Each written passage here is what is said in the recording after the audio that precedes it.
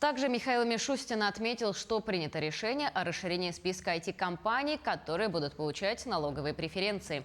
Так, льготы будут действовать в отношении компаний по созданию приложений для смартфонов, а также для тех, кто занимается реализацией, установкой и тестированием отечественного софта.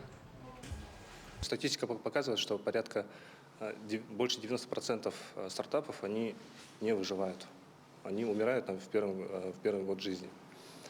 А вот эти вот меры поддержки, государственные меры поддержки, я думаю, считаю, что повысят уровень выживаемости стартапов, появления новых продуктов, а также повышает, я думаю, что в будущем повысит инвестиционную привлекательность этой сферы. Вот.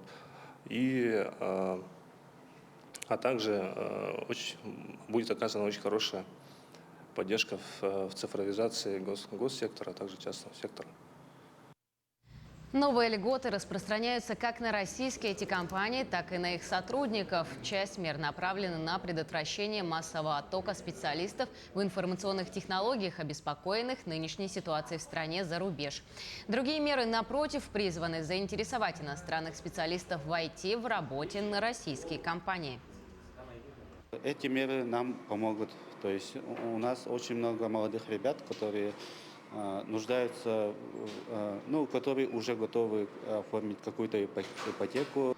Также у нас есть призывники тоже, у которых совсем скоро будет призыв, и вот они тоже, им это тоже поможет в том, чтобы не останавливать свои темпы развития в IT-сфере.